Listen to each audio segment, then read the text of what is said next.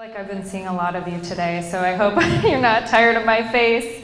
But I hope today has been a refreshing day for you and just encouraging. I loved hearing from Kate, her witness of I felt like this beautiful thread tied all the talks together. First receiving God's love, then hearing from Sandra just how she, like these tips on how to find our gifts. And then with Kate, it was like her sharing about her desires and then how that ultimately is lived out. So I was just so grateful to hear all the little witnesses through all the talks. So I just wanted to share a little bit about living an action plan. I'm going to share a little bit about myself, and we're actually going to walk through the handout at the end. So some of you might be familiar of the idea of an action plan. Some of you might say, oh my goodness, what is this? Did I sign up for something? Like, I don't know why I'm given this term action plan. And an action plan is a way we are called to live out our gifts and who we are from the Lord. And a lot of it is a living out from today. So some women who are here today are Given alumna. Actually, if you could just raise your hand, just so people can see. There are a few people who are here from Given alumna or mentors. They participated in a week-long conference called the Given Forum, which takes place in June. It's about 5 days, an immersion in what today was, but over the course of 5 days. Pretty amazing. We have about like 50 or 60 sisters. It's just such a lovely week. It's a highlight of my year every year. And we leave with this idea of an action plan. How am I called to live out what it means to be a gift for the Lord, a gift for the church? And we're going to walk through that today. So a little bit about myself. My name is Weiss. I'm actually a Given alumna. So I went to the first Given in 2016. Just a little bit about how Given started. Given was a conference that is the result of a large donation, a large gift to the CMSWR. It was basically the CMSWR is the Council of Women Religious. So it's a large group of sisters that come together. A lot of the sisters who are here today are part of the CMSWR. And they were given this sum of money for the year of consecrated life. And instead of spending it on themselves, they said, let's give it back to the church. Totally living their motherhood. And so they gave this free conference at the time with that money. And it was for 300 women across the US. And they wanted at least one from every state. So there was literally somebody from Alaska and somebody from Hawaii who they contacted the bishops and told them to come out. So I heard about it through actually some friends. I'll share a little bit about my story in a little bit, but I discerned with a religious community for a while and then discerned out. And a few of my friends were like, hey, this is a cool reunion. Like, let's go and we'll like get this immersion in the feminine genius. And I'm filling out the application and it starts talking about an action plan. I was like, what? What is an action plan? I don't know what to do. And it started explaining kind of living out from the 3 themes of today. So, receive the gift that you are. As Sister Amelia said, it's not what you do, allowing ourselves to be loved. Realize the gifts you've been given from Sandra, right? So what are things, I know in particular for me, something that was influential with my action plan was what gives me joy?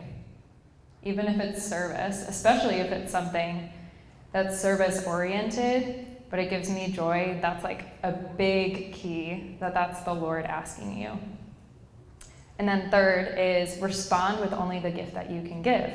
So as Kate shared, she had these beautiful desires to be a missionary, to share her art, to integrate the two. And what Kate gives, nobody else can give. And if she didn't give her yes, there would be that void. We wouldn't have her today to share her witness. And so that's encouragement for you that the Lord has asked something of you. And a lot of it, I hope today, was really sitting in, okay, what are my gifts? What are my talents? Allowing myself to be loved first. And then saying, okay, from this love, how can I go out?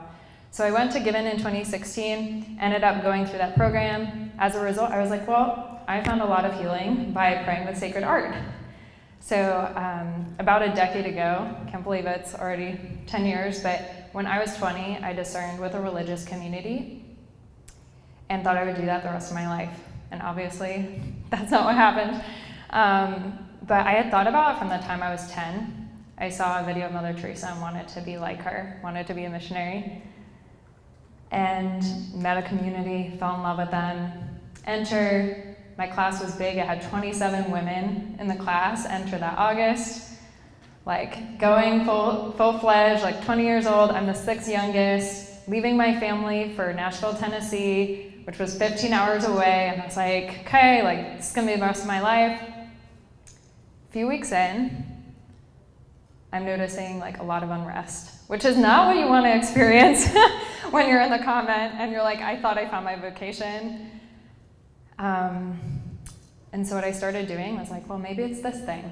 Maybe it's this wound from the past. Or maybe I'm not trying this hard enough. Or maybe it's this thing. Like, I think all of us can resonate when that starts happening and we don't want to see what the Lord's doing or we're saying no. So I ended up doing that for about 9 months, which a friend afterwards told me it's about the time of a pregnancy. The Lord was really birthing a vocation for me. And a few months in, I came across an image of the Annunciation by Fra Angelico. And I can say I lived 20 years of my faith. I knew my faith, but I never actually encountered Jesus, which, believe it or not, happens to people even in the convent.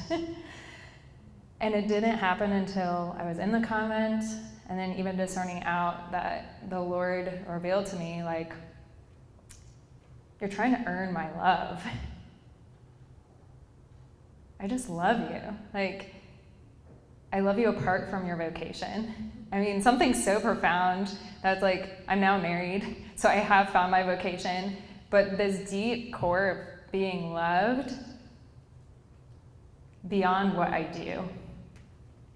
And so my Given Action Plan, I was like, well, I found praying with art healing for me, so I'm going to do that as a 5-week program at a parish. And before we knew it, a lot of us were just finding healing by praying with art together. So we do what's known as Visio Divina. So Lectio Divina is praying with sacred scripture. Visio Divina, vision, sight. We're using sacred art. So for example, like Kate Capato's beautiful works of art that she was explaining, we take art like that and we provide scripture and reflection questions for women to do in small groups and discuss together. And it's the joy of my life. Like, I get up every morning and the women I meet, we do a post-abortion ministry. We help small groups throughout the country. I'm leading currently 3 small groups that are starting a new book this week. And it's service, and it's sometimes exhausting, but life-giving. So I just wanted to encourage you to really dig deep as you're doing this little questionnaire. What gives me life? What are the ways the Lord has asked me to live out who I am? And what's something I can give that nobody else can give? So we're going to turn to the booklet. So if you could go to, open it. On the right side it says, Your Personal Action Plan. And we would like to just give you some practicals on how to leave this little given in a day propelled forward, saying, okay, how can I live out from this conference?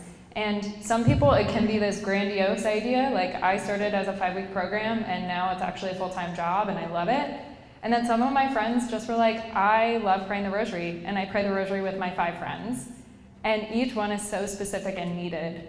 So I just want to encourage you, whatever the Lord is asking you, to have the courage to do it. So your action plan is your unique initiative to activate your God-given gifts. Again, what moves you, what sets you on fire, what gives you life. Okay? So what I will do is I'll just mention each point and then maybe just think about it, if it's helpful just to sit with it, or if it's helpful to write it down. I know when I write things down, it actually moves me to do something. So what I would like you to do is take a look at the objective, the quantitative, and qualitative section. So objective. Let's go to that first. This is, for example, what you're hoping to do.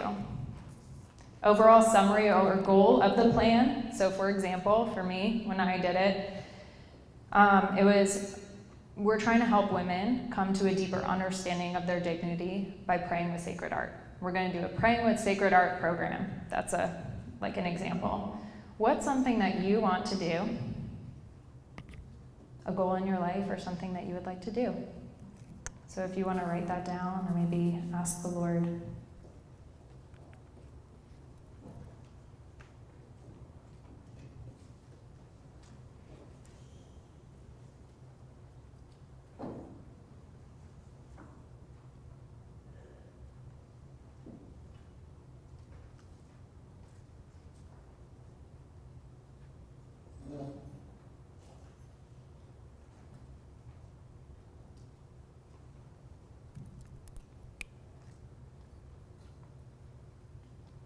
So if you look at the quantitative output, this might be a little trickier to do, but maybe just set a goal in your head.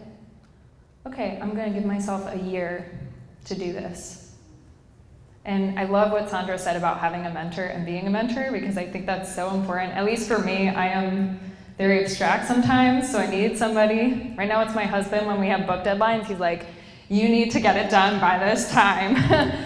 So having somebody you trust to keep you accountable, and it's not to bully you into doing it at that time, but it's just this gentle nudge of like, hey, I love you. I know this is something you wanted to do. How's that going? Okay, so maybe it's a year, maybe it's, I would like to start this in the next 3 months. Okay, so quantitative, some amount of time.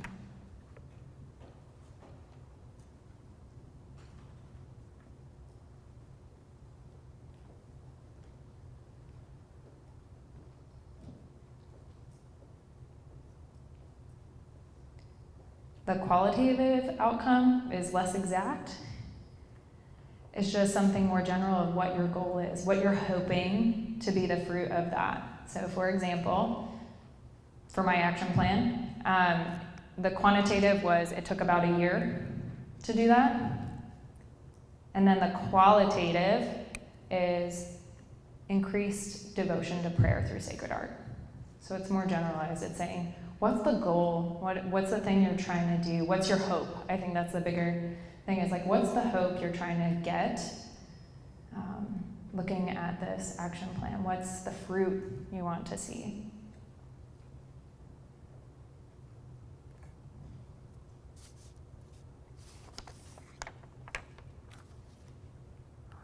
And then just 3 more questions at the end before we finish up. To ask yourself, vision. What do you hope to accomplish? A lot of companies do like a mission and vision, is like, these are the people we're trying to serve and here's how we're going to do it. The demographic, who do you hope to reach? Is it women ages 18 to 20? Is it all ages? Is it a certain demographic? Men and women? And then implementation. How would you implement your action plan? What steps? What are practical things you have to do to get there? Maybe you have to contact people. Maybe you have friends who would be able to help you. To write that down.